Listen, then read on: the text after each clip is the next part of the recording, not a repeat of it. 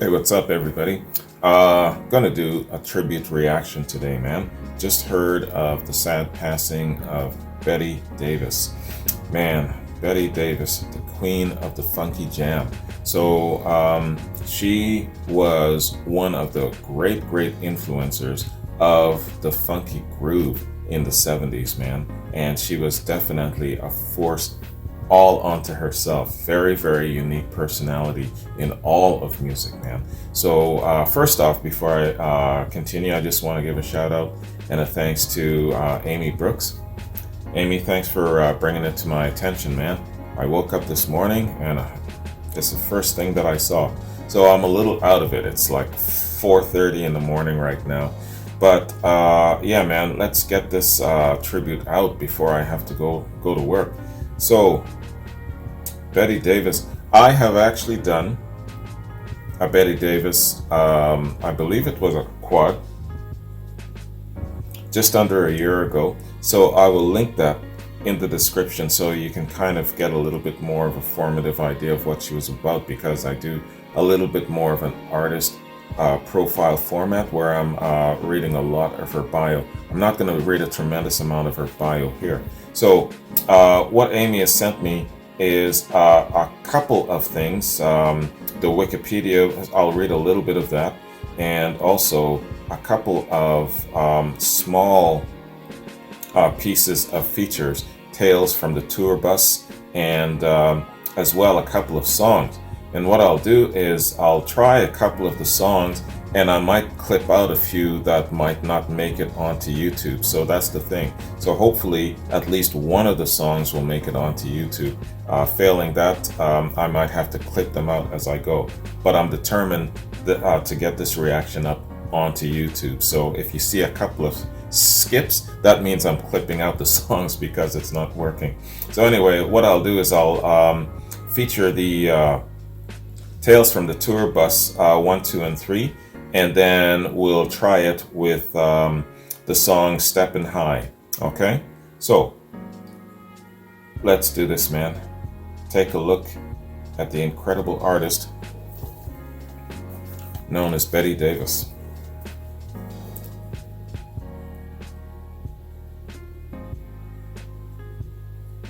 All right, this is Tales from the Tour Bus, Bette Davis 1, 2, and 3. Let's get it. Well, we're down to our last stop. Each week we've tried to shine a spotlight on the genius and the madness in the world of funk. We've explored legends like George Clinton, James Brown, and Rick James. And we featured a couple of funk's greatest characters, Bootsy Collins and Morris Day. We're going to finish this season with a surprise. An explosive artist, as dedicated to the funk as any of these guys, but she found more backlash and grief than lasting fame.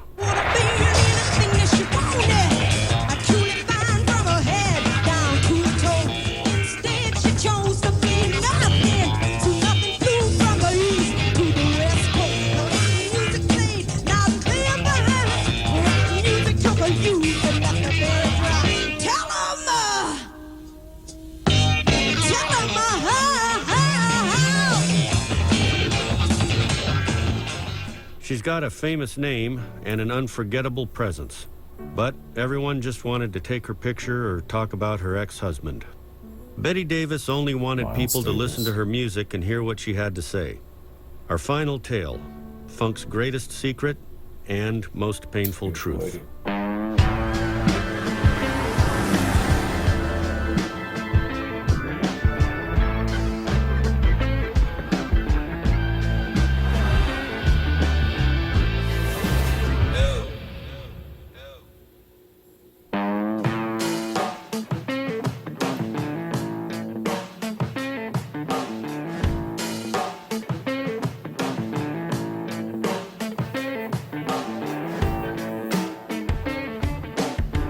It's a cool concept, this channel. I saw her perform live at the Bottom Line. This is 73. And basically, people would be staring ahead in mute shock. They could not believe what they were seeing. In 1973, Bette Davis was 28 years old and fresh off the release of her first full album. Vernon Gibbs was a journalist on assignment that night for Penthouse magazine. It wasn't the music that they were shocked by. It was her performance.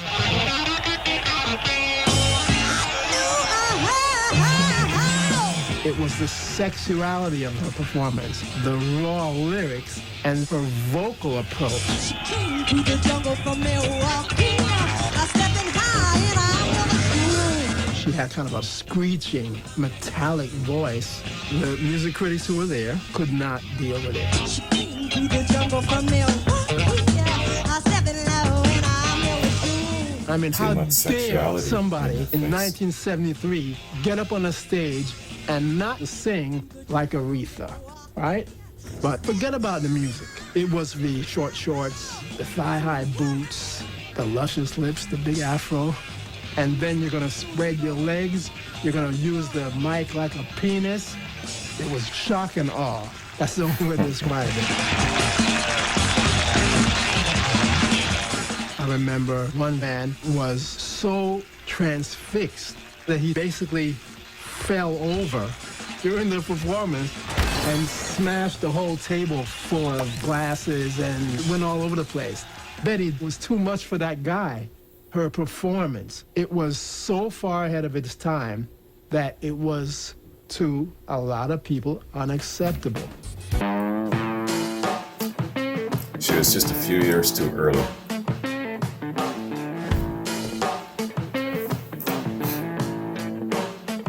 Couldn't go mainstream just yet.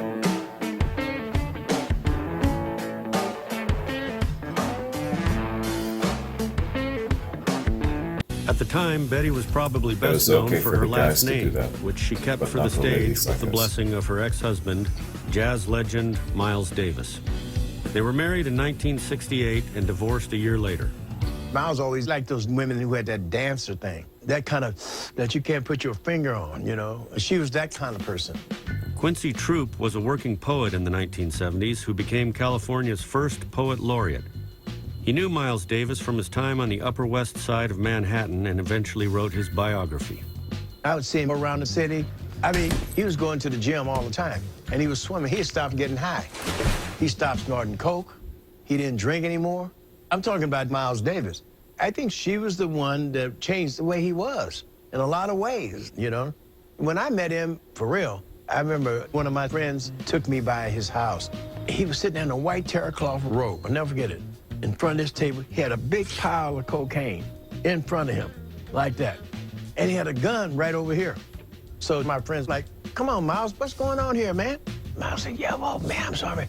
Who is that motherfucker with you? This is Quincy. Who? Quincy. Quincy Troupe. He's a writer. Get that motherfucker out of here. He said, motherfucker, get out of here. And he reached for the gun. I said, oh, shit. I backed out the door, because that's how he was. He had white stuff all in his, you know, this is what he was doing at that time. So he had to get healthy after Bette, you know? That was in that dark period. Yeah. Could have put some holes in your ass.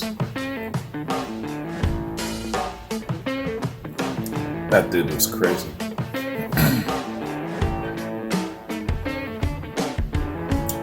Don Cheadle plays a great Miles Davis. Check that shit out.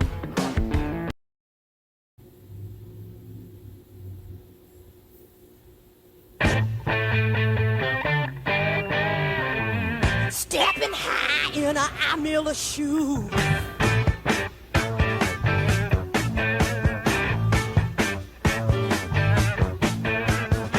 She could have been anything that you wanted. Truly fine from her head down to her toes. Instead, she chose to be nothing.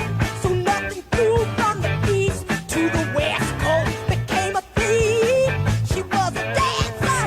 Became a harlot. She was a black diamond queen. I'm losing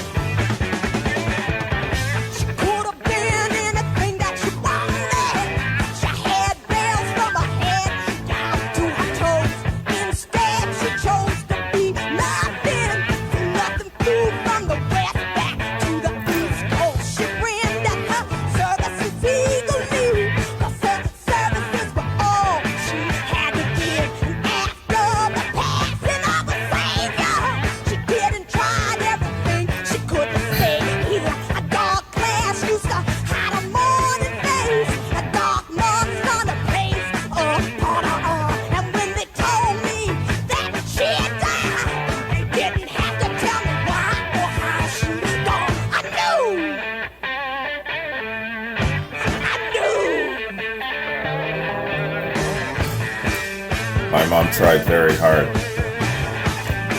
to keep me from not listening to Betty Davis. She came to the jungle from Milwaukee. No. I stepping wide in a high mirror shoe. She was stepping in a high mirror shoe. She came to the jungle from Milwaukee. I stepping low in a high mirror shoe. She was stepping in a high mirror shoe. She came to the jungle from Milwaukee. She stepped down in a high mirror shoe. She was stepping in a high mirror shoe.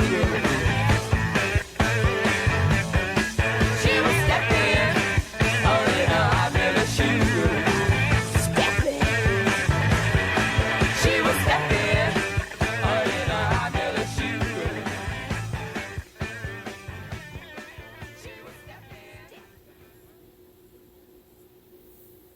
Right on.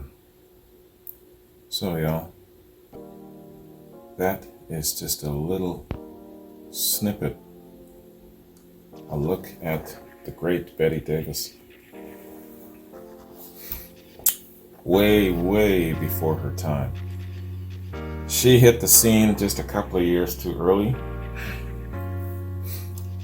doing things that men could get away with, but sadly at the time where women couldn't get away with it. She was just, in my opinion, just a few years too early, right? But yeah, man, definitely had some skills, had some talent, had a way to deliver the goods and drive the groove, man. That funky groove that she had going on, that was the backdrop and the basis for everything she did. Fantastic artist, man. Okay, let's do this. I won't have time to read the article you sent me, Amy. You sent me a lot of info. So what I'll do is I'll read her bio and circumstances around her passing and her legacy information. And actually, you know what I want to do first? Let me check out a couple of comments here, man. See what the fans are saying. Stepping high in I. Miller Shoes 73 comments. Would love to have heard Tina Turner do this. Yeah, that would have been cool.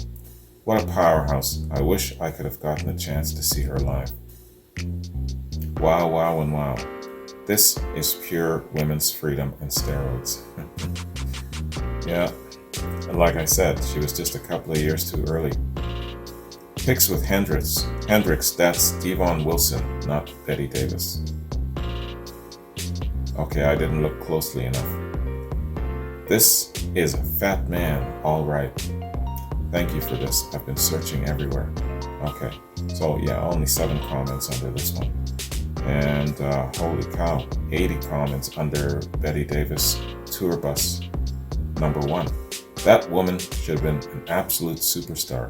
She had the looks, the voice, the attitude, and that undefinable thing. They say they got it. And she had it, whatever it was. If she would have come out a little later, hey, see? Let me read that shit again. If she had come out a little later, when people accepted women's sexual liberation, she would have been an all-time gigantic diva star. True. She was just a few years too early, man. Rest in peace, funk goddess. No, I can't believe she's gone. Rest in peace, beautiful Betty. Rest easy, beautiful queen. Okay, lots of R.I.Ps, R.I.Ps, R.I.Ps. Rest in peace, queen. Rest in peace, queen. Hey, fellow YouTubers. Does anyone know the name of this video? The last guitar riff in the song. It's at the end of this video. I'll have to go back and check. And everyone talks about W.A.P. This is the real deal. Betty was harder, funkier, nastier, and unlike Cardi B, insanely talented.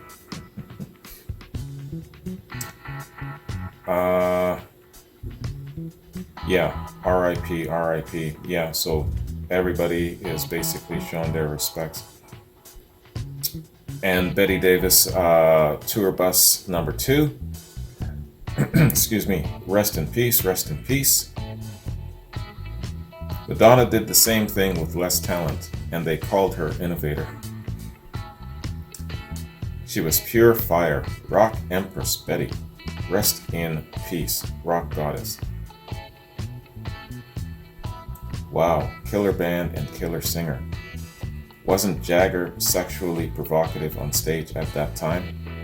Not to mention Bowie, see what I said? She was a lady, and she was a couple of years too early. That's just the way it was, man. It's about the environment, it's about the time. Timing is everything, and all of that sort of thing. It's like making that approach back to the orbit of the Earth. You gotta have that angle of approach just perfect. Otherwise, you're gonna be bounced off and lost, right? It's the same thing that happened to her. She was just a few years too early. Betty Davis, probably the first black rock and roll chick. This is amazing stuff. Yeah, she could have crossed over, and if she had done what she intended to do, having that collaboration with Jimi Hendrix, damn, could you imagine what they would have created together? It would have been too much for me. I would have lost my damn mind. All right, I think she should have toured with Prince. Yeah, she was still young enough back in the day, so she would have been in her late 40s. She would have still been on the circuit with Prince. That would have been really an excellent fusion. Or maybe, just maybe. Oh, this guy is being really, really crude. Okay, let's skip over that. Has anyone found this live footage? Been looking all over for it, but nothing. Okay. Betty was punk before there was punk. Rest in peace, rest in peace. What a sexy lady. Fierce Betty. Fire. Yeah, so lots and lots of tributes. Rest in peace, King Miles and Queen Betty. Success can really test you. Yeah, I know what you're saying. But there's just so much else going on at the same time too, not just her personal success, but the environment, the time, the social structure, the climate. People weren't ready for that sort of output from women. You know what I mean? Like I said, again, she was just a few years too early, and the delivery, the rawness of her delivery, people weren't ready for it yet, you know? They partied big time and got high and didn't give a damn back then. Wish I was there. No shit, man. Me too. That's what I keep saying. All outspoken R&B singers, rap women need to pay her homage. Absolutely. And the reply says, they probably back off because we claimed Davis, Clark, and Turner in the name of rock and roll, just like Hendrix. Rest in peace, beautiful queen. You will be sorely missed. Okay, so lots of R.I.Ps. All right, let's do a quick wiki read and get the official words surrounding her passing and her legacy. So, Betty Davis, born Betty Gray Mabry, July 16, 1944 to February 9, 2022, is an American singer, songwriter, and model. She was known for her controversial, sexually oriented lyrics and performance style, and for being the second wife of trumpeter Miles Davis. Her all-music profile describes her as a wildly flamboyant funk diva with few equals, who combined the gritty emotional realism of Tina Turner, the futurist fashion sense of David Bowie, and the transcending flair of Miles Davis. Absolutely. And that chaotic kind of stage presence of Mick Jagger. Definitely. She had success in Europe, but in the US, she was barred from performing on TV because of her sexually aggressive stage persona. Some of her shows were boycotted, and her songs were not played on the radio due to pressure by religious groups and the NAACP. Carlos Santana recalled Bette as indomitable. She couldn't be tamed. Musically, philosophically, and physically, she was extreme and attractive. Personal life and passing. In his autobiography, Miles Davis said Bette was too young and wild, and accused her of having an affair with Jimi Hendrix, which hastened the end of their marriage. Bette denied the affair, stating, "I was so angry with Miles when he wrote that. It was despicable to Jimmy and to me. Or disrespectful, sorry. Miles and I broke up because of his violent temper." Yeah, man. And the dude sat there with a pile of blow with a damn gun by his side. I would divorce his ass too. Hendrix and Miles remained close, planning to record until Hendrix's death. The influence of Hendrix, and especially Sly Stone, on Miles Davis was obvious on the album Bitches Brew in 1970, which ushered in the era of jazz fusion. It's been said that he wanted to call the album Witches Brew, but Bette convinced him to change it. Bette briefly dated musician Eric Clapton, but didn't collaborate musically with him. Yeah, completely different styles. In '75, Davis's boyfriend Robert Palmer helped her secure a deal with Island Records. Shortly thereafter, she released her album Nasty Gal. Bette died from cancer at her home in Homestead, Pennsylvania, February 9, 2022, at the age of 77. And it doesn't say what form of cancer. Legacy. The live-action animated TV series Mike Judge Presents Tales from the Tour Bus ended its 2018 season with an episode focusing on Davis's controversial career. That's what we just watched. Davis's music has been featured in TV series including Orange is the New Black, Girl Boss, Mixed-ish, and High Fidelity. Man, I've never seen any of these TV shows. In 2017, an independent documentary directed by Philip Cox entitled Bette Davis, They Say I'm Different, was released, which renewed interest in her life and music career. When Cox tracked Davis down, he found her living in the basement of a house with no internet, cell phone, or car. He said, "This wasn't a woman with riches or luxury. She was living on the bare essentials." Makes you wonder what happens to some of these stars, you know? High success, high this, high that. Fast forward 30, 40, 50 years later. Where did all the money go? Where did all of that stuff go? And the ability to continue along the path of, being in that pocket of success. All right, you were a star, and then you become a producer, then you become engineer, then you usually continue along that path. Not everybody, but I know what he's saying here. He expected her to probably be operating her own recording studio, doing the odd interview. Maybe she would appear on as a judge on America's Got Talent, something like that, still within the pocket of being successful and being creative. But sometimes you just fall off of the planet. Why is that? If you are a really serious Bette Davis fan, answer that for me. I don't know so much details about her life to know this. Maybe you do, Amy. Did she get into bad habits?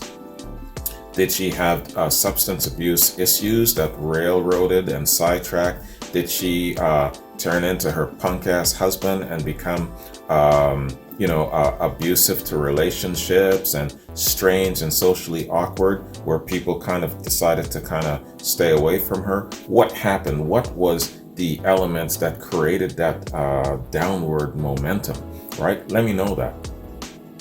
In 2019, Davis released A Little Bit Hot Tonight, her first new song in over 40 years. Okay, I'm answering my own question. So she was active, which was performed and sung by Daniela Magia, an ethnomusicologist who was a friend and associate producer on Bette, They Say I'm Different. Okay, so she was still active, but maybe just not hitting the marks, or still, don't know. But there are definitely reasons why, from going from that height of success to being found living in a basement suite somewhere, what happened in between those years, right? That's what I want to know. No shame, no judgment, just intrigue, because this happens to a number of people. I've heard about this rock star. He was fronting a very, very popular band, height of success, all of that sort of thing. And at the end of his life, he was found in his mom's basement, living in his mom's basement. And sadly, his mom actually found him, I guess he'd been dead for a couple of days. What a way to go from here all the way there. It's just intriguing. Like I said, no judgment or anything, but it makes you wonder what happened to some of these great shooting stars, right? All the same, while she was in her peak, I give her props for who she was, her talent, her style, her sense of self. Oh, this is who I am, and this is exactly what I'm going to put out there. Love me or hate me, this is who I am. I like that. I can respect that. She had all of the tools to become very, very successful. And she was successful to a certain degree. But like I said, again, if she was just a couple of years after the fact, where it was a little bit more accepting for female artists to be that expressive on stage or whatever, or maybe she could have used a very, very strong-willed, strongly influential manager in the form of a Peter Grant to say, okay, hey, this is what we're going to do. We are going to create a public persona of you that's palpable for the masses, right? So we're going to scale down certain manners of expression that you're doing. We're going to do this, and this, and we're going to create a certain persona, somebody with a very, very clear vision, and they can kind of sense what's going on in the environment and in the atmosphere. But maybe she was at that point where she wasn't restrained enough to be able to listen to any bit of advice or whatever the case is. But my point is that it's too bad that she was just a couple of years, too early. And at the time, being a lady, I think it worked against her. Whereas her contemporaries like Jimi Hendrix, that would work for him. Mick Jagger, another one, he was just whining his booty all over the place even back then. But certain things men could get away with back then that women couldn't. And I think ultimately that prevented her from being a really, really big successful star. What do you think of that? I'm just speculating. All right, man. So that concludes our look at the great Bette Davis. She was really a very, very polarizing person. And with her passing, as sad as it is, I hope that it also sheds light on her, a new spotlight where people can appreciate her contributions and what she's done, and a really, really interesting person that she was. So this happens sometimes when someone passes, and that's when they become more notable and a little bit more recognized. So I hope that happens in this case, definitely, because we need to shed spotlight on her, who she was, and her great influences, because I'm sure that there's just a whole number of both men and women who followed after her that she's influenced, So, Amy, thank you very much. I appreciate you letting me know about this and sending me some of the features, and fingers crossed with me that this will make it up onto YouTube. I will tweak it and fool around with it until it does. Anyways, and apologies to some of you that I owe reactions to. I'm gonna, of course, push your reactions back by a day or so. But I'm sure that you understand. Whenever someone passes, that's what I usually do. So Jennifer, your reaction was supposed to be today, but it's going to be tomorrow instead. So Jennifer, Sasha, Caden, your reactions are going to be a day or so a little bit later. Anyways, thanks. Hope you guys enjoyed this. And I would definitely want to do a little bit more where Bette Davis is concerned in the next little while. You heard the call, Amy. Anyone else too, man. Anyways, have a good one. Take care, and I'll see you later. Peace.